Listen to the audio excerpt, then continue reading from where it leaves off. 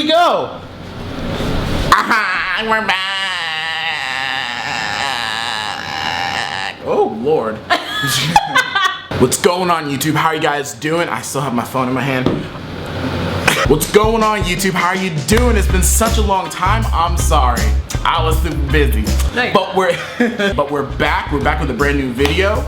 And this is my friend, Hungry Musician. If you guys don't know her, if you haven't seen her before, you may have seen her in my video, Stuff Violists Are Tired of Hearing. So this is the girl who told the joke at the end, the one about the best violist in the world. Today I wanted to make a super special video and bring on my friend to talk about a topic that I've been hearing a lot in the comment sections, both of my Instagram and YouTube. And this is the concept that there are a lot of kids out there, and you may resonate with this, that don't feel like they're good enough to audition for music school, right? And so I wanted to kind of bring my friend on, kind of talk about this. So have you ever felt that way, Sarah? Have you ever felt like you're not good enough to like pursue music?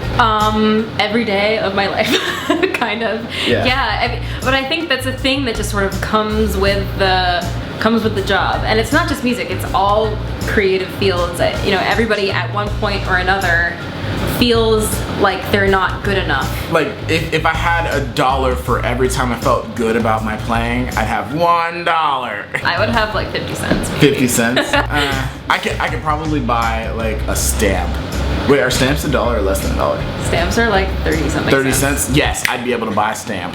But yeah, totally. I have in my life very few times felt very confident and felt like I was good enough to pursue this, because honestly, we are a super unique profession, right, Sarah? Like, what we do as an artist is always improved. As an artist, you are never done. The moment you're done as an artist, the moment you've made it, the moment that you feel satisfied, completely satisfied with what you've done and feel like there's no room for improvement, that you're perfect, that's the day you stop being an artist. If I'm not growing, I'm dying. And if you don't feel like you're good enough, you're actually going in the right direction, because I'm gonna tell you, 90%, 99% of all music majors have no idea what the f they're doing. But yeah, it's completely true. So if you see a cat that is like super confident and super into what they're doing and know what they're doing, that's a front.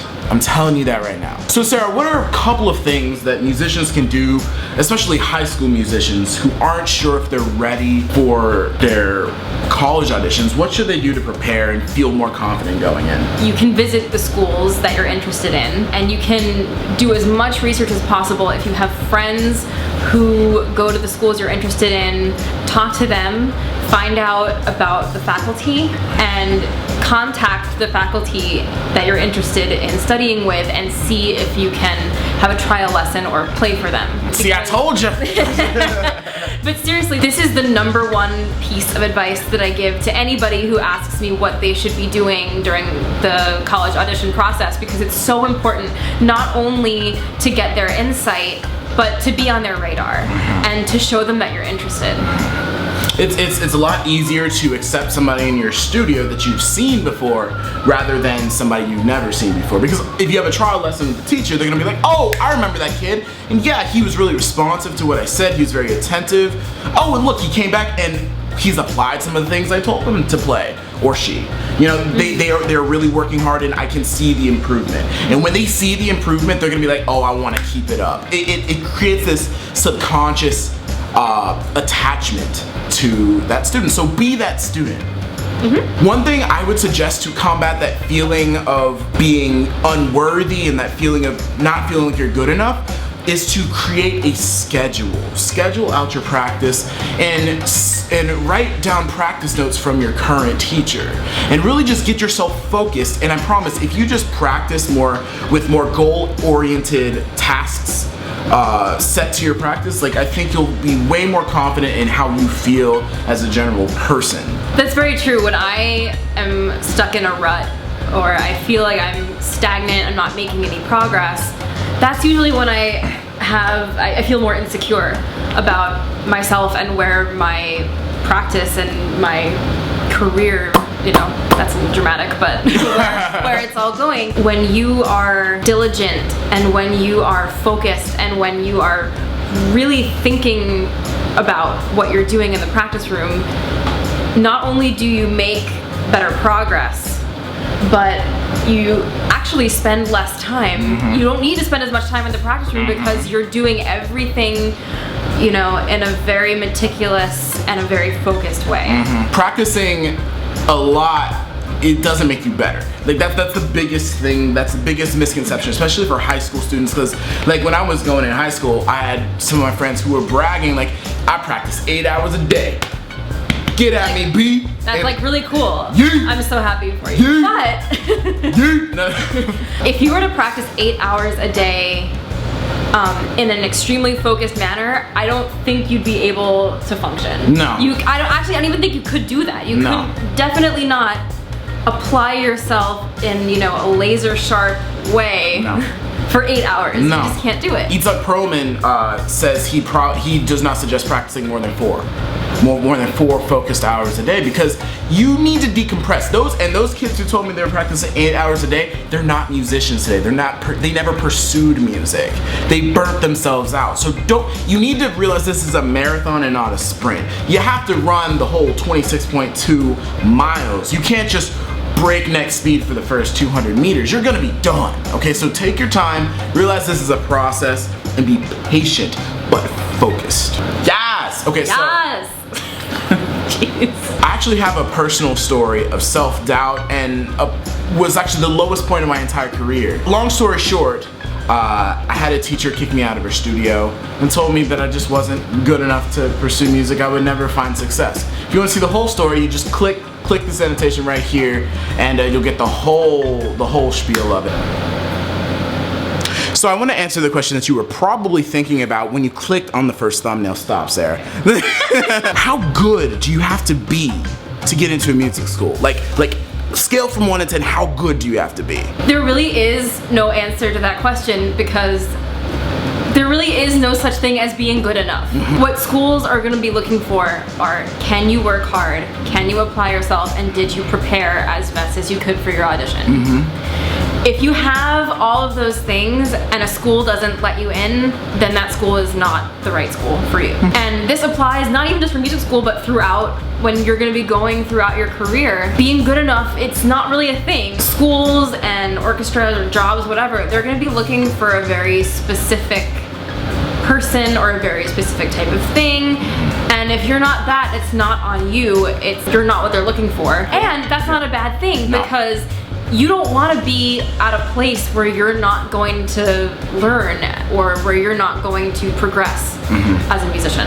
Piggybacking off what Sarah said, there are a lot of reasons why you may not be accepted in a certain place, and some of them don't have anything to do with your playing ability.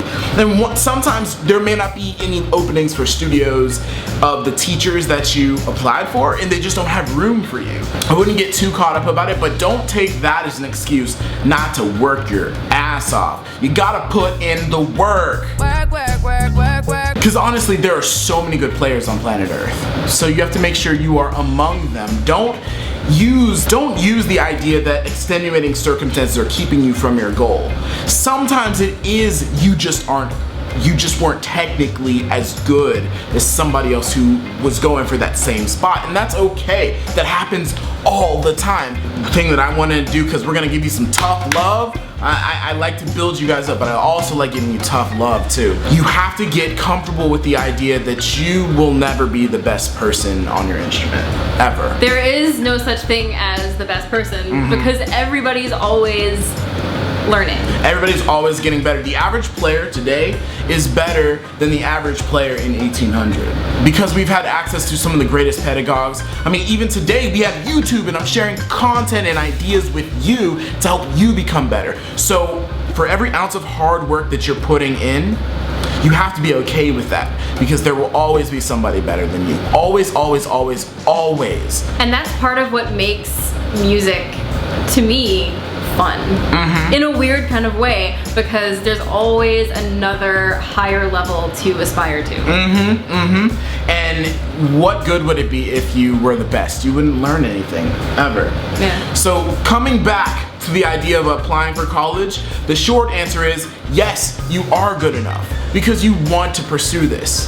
The next step is you gotta put in the work. You gotta work hard for it, because nobody's gonna hand this career to you. But let me tell you, one of my favorite feelings is after all the months of preparation for an audition to go in and give it everything I've put in and to leave and have that feeling of, okay, no matter what happens, I did my part and I tried my best. That's to me the definition of being good enough, is to do all the best work that you can. Boom. And there she said it. So thank you so much for watching, guys. You guys are fantastic humans. If you want to check out more cool content, if you like to eat, if you like Baroque violin, check out my girl, Hungry Musician, on Instagram, and check out her blog at The Hungry Musician. You also have a YouTube channel, right? I do, but there is like 2 videos on it, but I'm working on changing that. Okay. So if you're interested, click on her face. Yeah. Click. You see this face? Look at this face. If you like the video, click the like button. If you want to join the Viola Nation, go ahead and hit the subscribe button, and I will see you very, very soon.